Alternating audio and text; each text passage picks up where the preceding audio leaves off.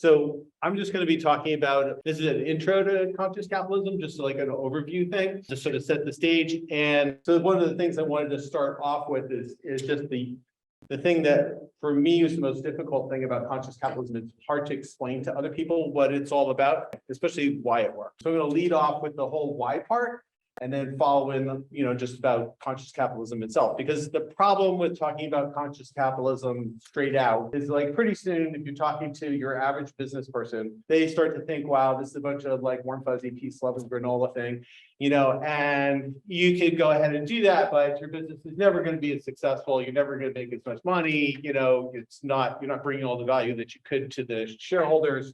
And so you get that immediate kind of thing. So what I want to do is first off, explain why conscious capitalism works and why it works so much better than all the other stuff. Just to set the idea of what, where most people are coming from is this sort of survival of the fittest concept, right? So, in evolutionary biology, the strongest, fastest, brightest individual in the group is supposed to succeed and outperform all the others, and of course have more offspring and so on, right? So that's the general idea in the wild, so to speak. And in business, it's the same sort of concept that the most rational, value calculating, wholly self-interested business person is supposed to win the business. It's all about that survival of the fittest individual thing, or the survival of the fittest, my business over your business. We're all in this competition, and there's only so much pie and all that kind of stuff. So that's the sort of standard way of looking at it. But there's a different way of looking at it. So that view from an evolutionary biology point of view, that first view, survival of the fittest thing, that was the view of most evolutionary biologists 20 years ago. And then a guy came along and changed all that. But looking at human beings, you can see, all these different people doing stuff. This guy, I think, is making some sort of tools. That guy's getting a fire going. This person's bringing some more twigs to get the fire going. This person here is, minding the kids. Somebody looks like maybe they're picking some fruit, berries, or whatever. Somebody's bringing, canning a hide. Somebody's bringing it back, some food. So that all these different individuals actually all working together and collaborating as a group. So this isn't a survival of the fittest competition thing. This is a group collaboration thing. And it's when you see this sort of thing, it's like when somebody brings it up, it's like duh, yeah, this is what we see all day long.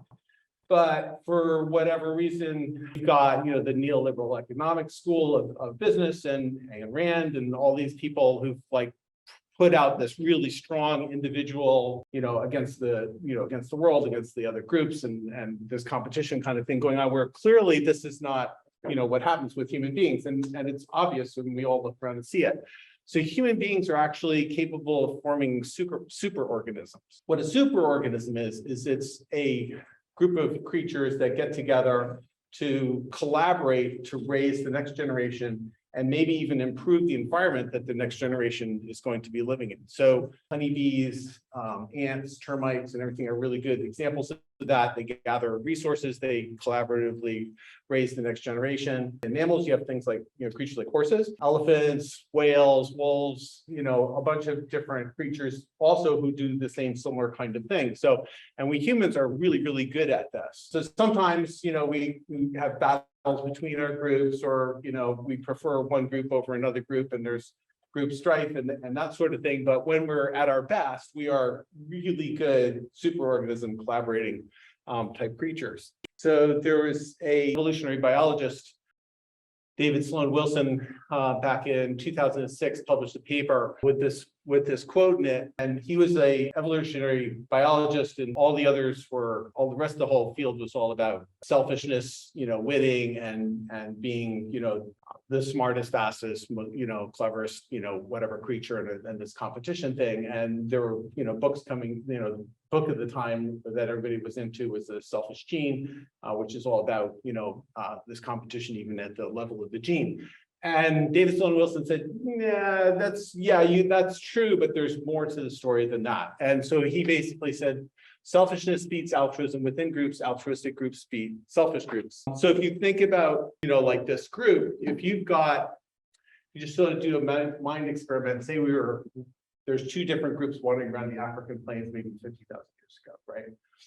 And one of these groups has got some altruistic individuals in it, people who are kind, compassionate, very generous, will help each other out, share tools, watch each other's kids, do, whatever needs doing, and be very collaborative with each other. And then you've got also within that group, you've got some selfish individuals. So those selfish individuals are only about themselves. They're, if you ask them for, if you can borrow their knife, they're like, yeah, but what's in it for me, right? You owe me, 4 berries later on in the day or something, right? For rent.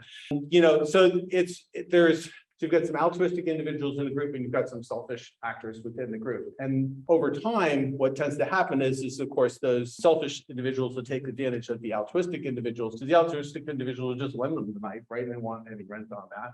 They'll just help each other out, do things for each other. So eventually your selfish actors will take advantage of the altruistic people. So, and then if you imagine another group of wholly altruistic individuals or people who've set up a system to prevent that selfish behavior from happening within the group, that group that's all altruistic because system to suppress the selfish behavior, that group will outcompete the other group with the selfish behavior. So essentially then, with this quote here, selfishness beats altruism within groups. So if you have selfish behavior within a group, that selfish behavior will win.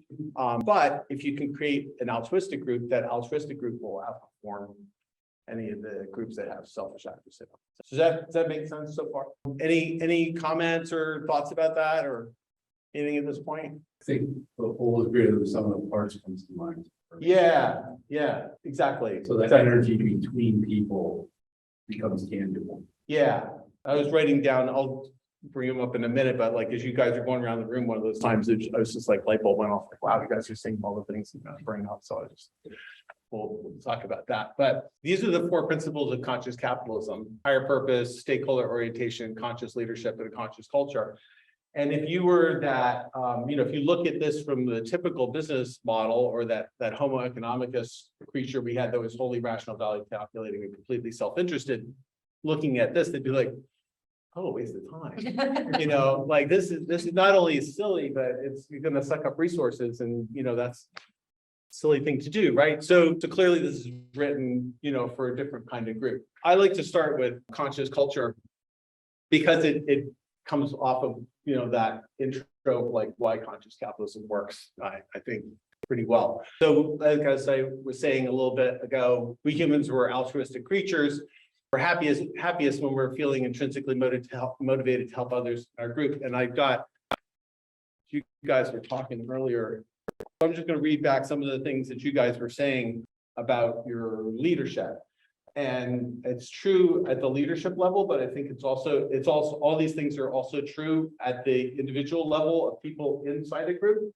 That these are the kinds of things that, when you basically what I think you were talking about is when you come to work and you do the things that you do best, for your group: lifelong learning, empathy, delegating contributions, making it possible for people to make contributions, creativity, focusing on others, teaching, helping people to become great, trusting others to use their expertise, changing the world, contemplative, people's strengths, being strength-based with people, letting them use their strengths, cheerleader, taking care of self, taking care of people, when to hang back and let other people lead, and elevating people to do their best.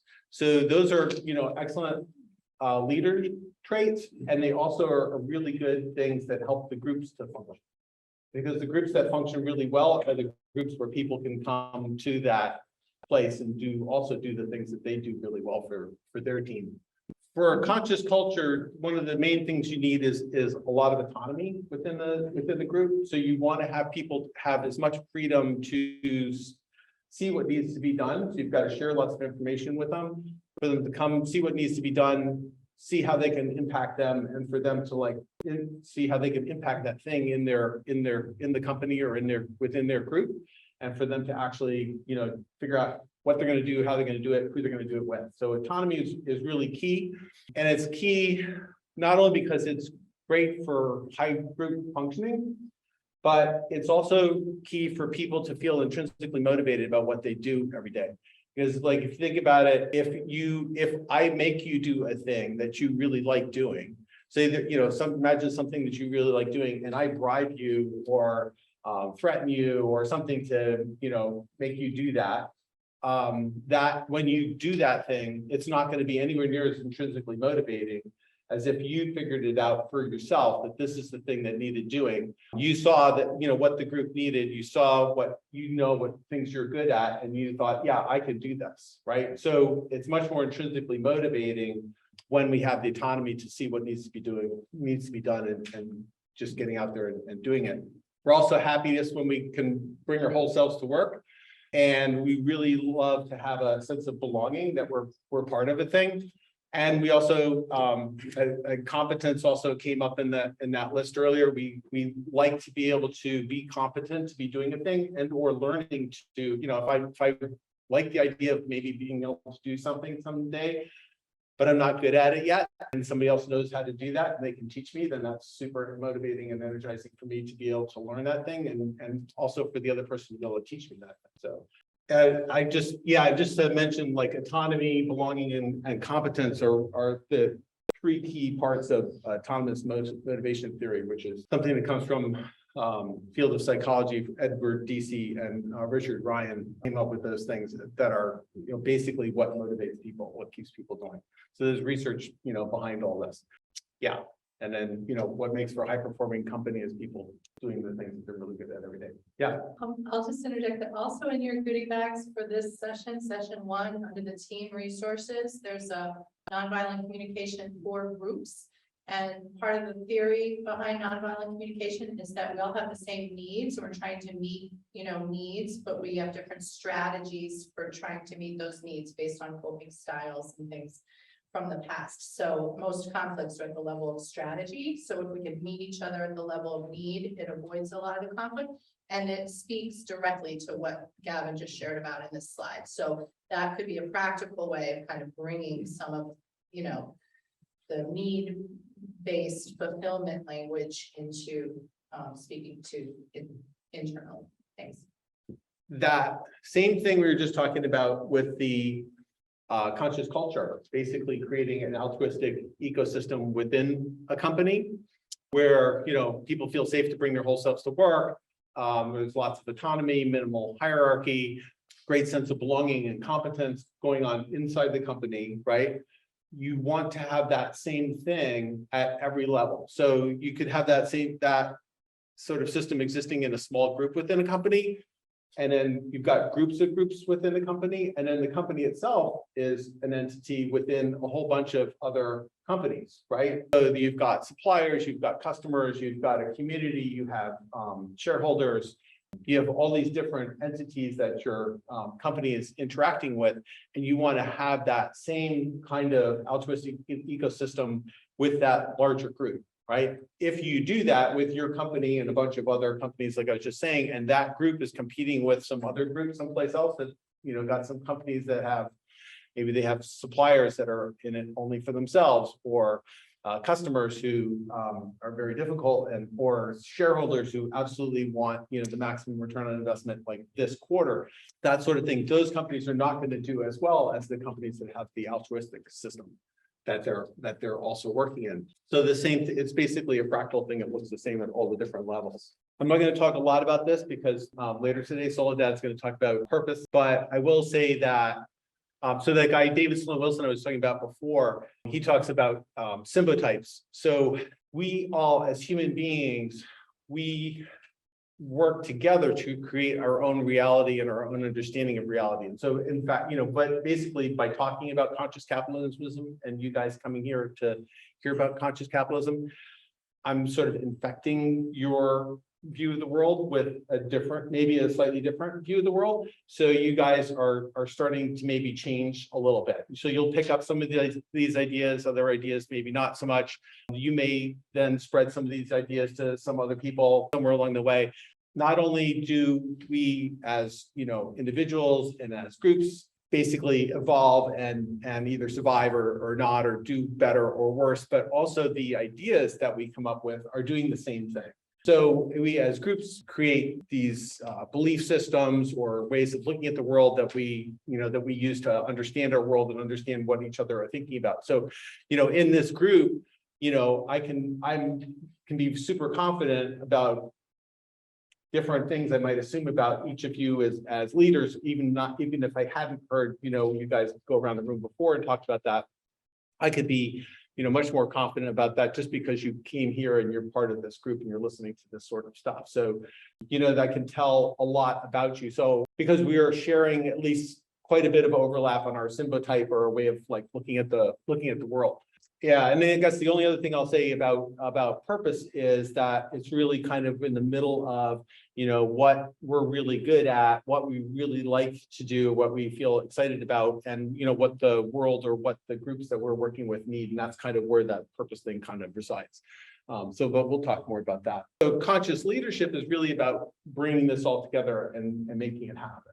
As a conscious leader, basically minimizes hierarchy and maximizes autonomy. And I heard a lot of that, going around the room, people talking about helping people to become their true selves or whole selves, and helping people to have more competence and allowing them to do the things that they do well. So conscious leader does that, creates psychological safety, a sense of belonging in the group, keeps the group focused on their whatever shared purpose that the group has come up with. And the other thing that the conscious leader needs to do is watch out for, selfish actors, selfish behavior within the group. And then also between its own self, the group, the company, and the outside players that the company is playing with, and just make sure that as much as possible, that's an altruistic ecosystem, on that level too. So, if you're the leader of a company, you can make it safe to bring your whole self to work by showing people when you make a mistake, I bought a piece of equipment, I spent $40,000 on it, it doesn't work, oops. And now somebody else who, screws up a batch of product or whatever, and that was, $200 of raw material down the tubes or whatever. That's, they don't feel so bad about that happened.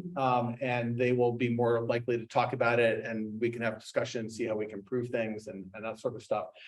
But you're trying to, make it safer for that group. And then the last thing I'll just say too is that at some point in time, you won't be there. You'll have turned the company over to somebody else. The company will pass to the next generation, whatever's going to happen. And, that's really where that governance and culture thing really comes in. So, like being a B Corp or, setting up something like that can really help, because now you codified it into this is who we are, this is what we're doing, this is our purpose.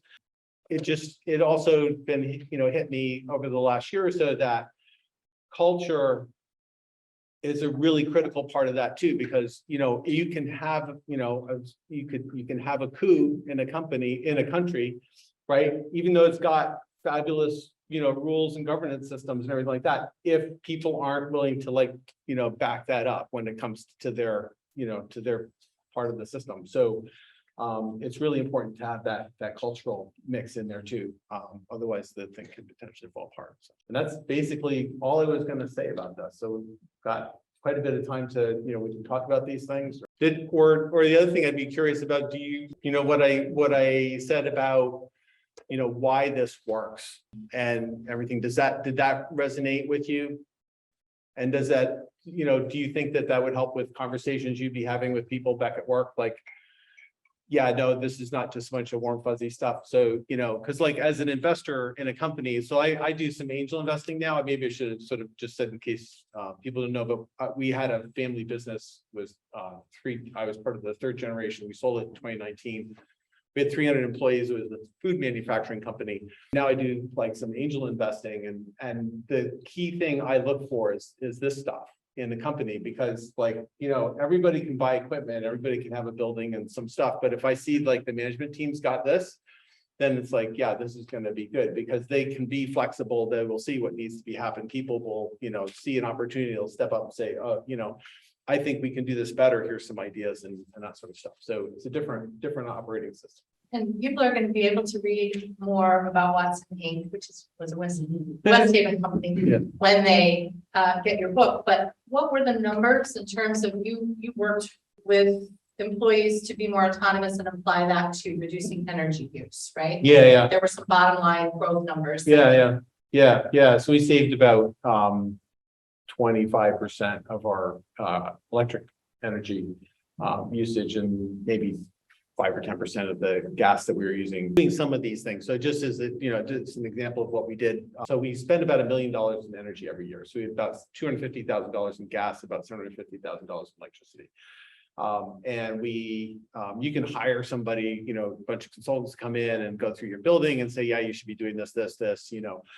And we did that, but we hired the consultants, had them come in, and I said, I don't want you going out there looking at stuff. I want you telling our people how to go out there and look at that stuff. So basically, I just sent out a thing to everybody in the company, said, we were doing lean quite a bit at the time. And I said, we're going to be doing a Kaizen event about energy saving stuff. Anybody who's interested, let me know. And people volunteered from all around the company. So there were predictably quite a few people from the maintenance department, but they were people from the analytical lab and other places in the company, which you would not expect people who were energy fanatics at home. And they were just like, yeah, I want to do this.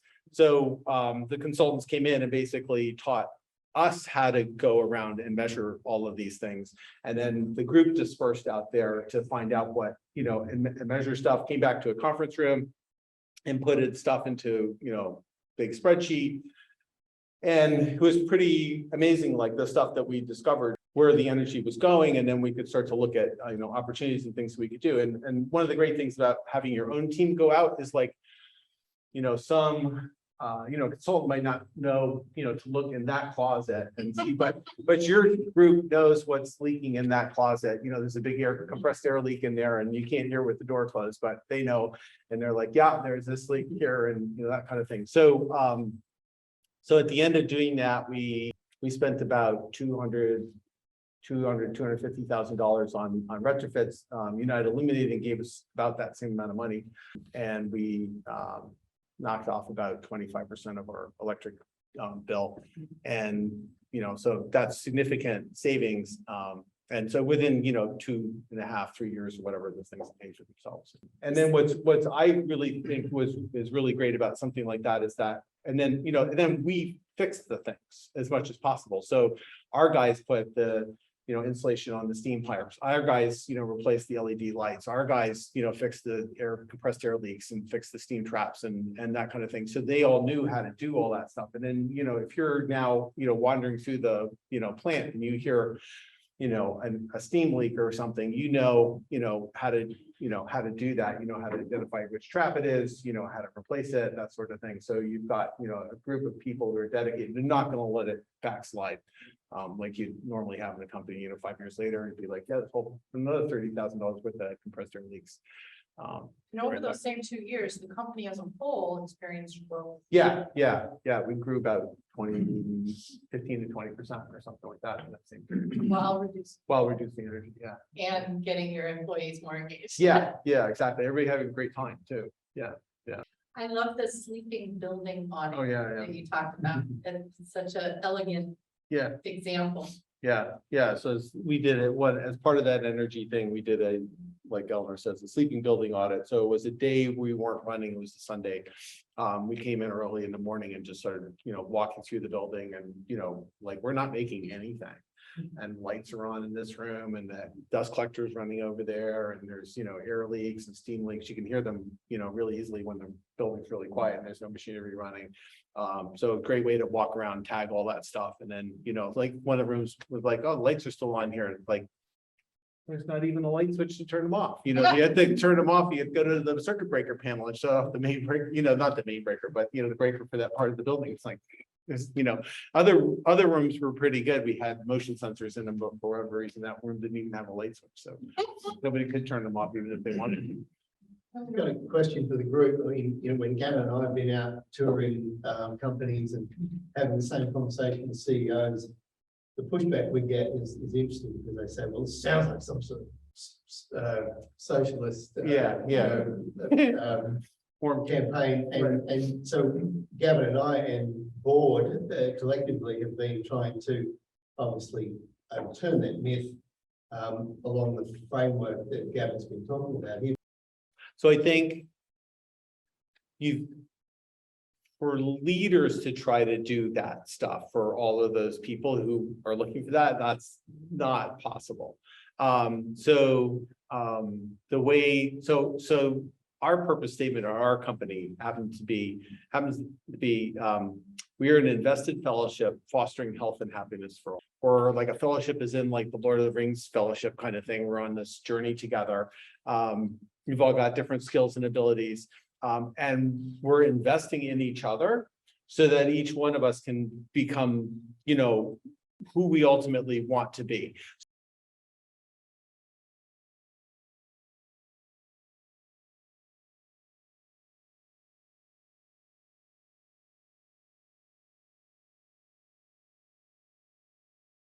It's really hard as an individual to do that on your own, but if you're with a supportive group, that makes it, much easier. So I would tell people, look, so we would do like a 2-day onboarding thing because we were a food company, so lots of FDA stuff to talk to people about and all this sort of thing.